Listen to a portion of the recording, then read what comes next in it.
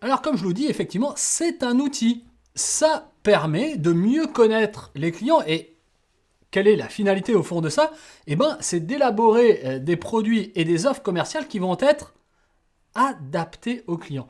Quand vous allez être sur la partie commerciale et négociation commerciale, pour un certain nombre d'entre vous, vous allez vous apercevoir que au départ, on commence par aller rencontrer le client, on le cherche, pas, il est suspect, il devient prospect, on essaye d'entrer en contact avec lui par de la prospection et on va vouloir le rencontrer. On va vouloir le rencontrer. Pourquoi? Pour connaître son besoin. Et son besoin nous permet de quoi?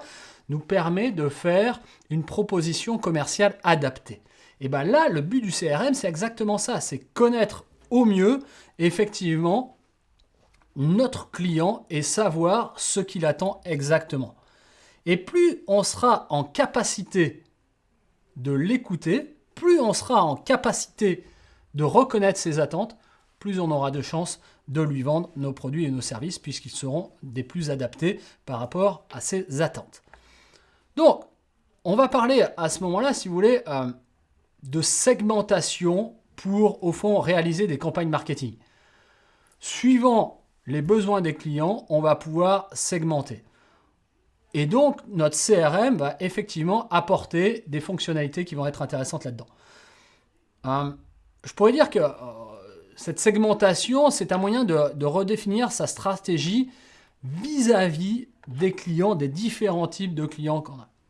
Par exemple, on pourrait être dans une stratégie de reconquête, peut-être des clients qu'on avait déjà, qu'on a perdus. On va essayer de mieux les écouter, de mieux comprendre leurs besoins et on va essayer de les reconquérir. Donc l'idée, ça va être de transformer soit des nouveaux prospects ou soit des anciens clients. Donc on va être dans la reconquête et justement pour apporter de nouveaux actifs à l'entreprise. Peut-être qu'il y en aura qui auront été abandonnés. Il y a un type de clientèle qui ne fonctionne pas très bien, je ne sais pas, pour un produit particulier, ils ne sont plus dans notre cible majeure et du coup on va peut-être les abandonner. Et là aussi, on va s'apercevoir de ces données grâce à nos tableaux de bord qu'on a vus avant et grâce à notre CRM qui va nous donner toutes ces données-là. On va pouvoir aller chercher une stratégie peut-être de fidélisation. Il va être très important. Vous savez, aujourd'hui en business, il y a quelque chose qui est très important, qui est encore difficile à comprendre et qui est très important, qui est ce que les Anglais, pardonnez-moi, appellent less is more. Donc moins c'est plus. Et que parfois, effectivement, à un moment donné, il faut, pour qu'on donne plus à certains, qu'on enlève des choses à d'autres. J'ai envie de dire, c'était ça cette stratégie de l'abandon. Donc, le plus, on va aller chercher à fidéliser, donc à intensifier et pérenniser une relation commerciale, c'est ça l'idée, vous savez tout ce que c'est fidéliser.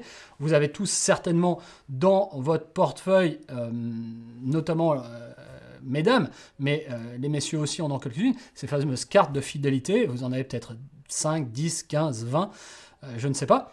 Et donc, du coup, encore une fois, notre outil CRM va nous permettre à construire cette fidélisation. Va aussi nous permettre à rationaliser les choses, donc améliorer la rentabilité de clients réguliers qui sont peut-être peu lucratifs, à qui on essayera de faire des upsells ou des downsells, c'est-à-dire qu'on essayera de vendre des produits d'une valeur supérieure, mais donc on va chercher à faire une vente supplémentaire, si je puis dire. Donc, ce qu'on appelle aujourd'hui l'upsell, le downsell ou du cross-selling, c'est vraiment faire de la vente additionnelle, mais d'une façon très particulière, assez ciblée.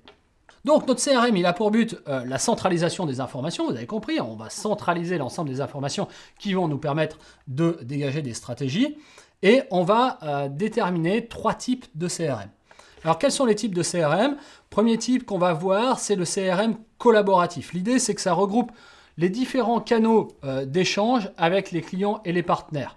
Donc, c'est ce qu'on va appeler le CRM collaboratif. Mais on pourra aussi avoir des CRM analytiques. Donc là, plutôt que de regrouper les différents canaux d'échange, on va chercher plus à analyser les informations collectées au sein de la database et donc, du coup, sortir plus de statistiques selon les outils de prédilection et surtout selon ce que l'on poursuit, ce que l'on cherche. Mais effectivement, le CRM va pouvoir nous donner accès à des analyses qui vont être très intéressantes. Donc, ce sera le type de CRM analytique. Et puis, en troisièmement, on va trouver un type de CRM qui est le CRM opérationnel, où l'idée, c'est effectivement intégration et automatisation des processus de l'entreprise en lien avec le client du coup, donc, que ce soit la vente, le marketing, le service client, les back-office, les ERP, etc. Et donc, on aura plus un CRM opérationnel qui va directement servir, si vous voulez, la relation client et qui va nous servir directement en vente, en marketing. Voilà une petite présentation de CRM. Vous allez voir en dessous de la vidéo, vous avez aussi plusieurs liens YouTube qui sont attachés. Je vous laisserai les visiter. Il y en a 3 en l'occurrence. N'hésitez pas à aller y faire un tour. C'est riche d'enseignements.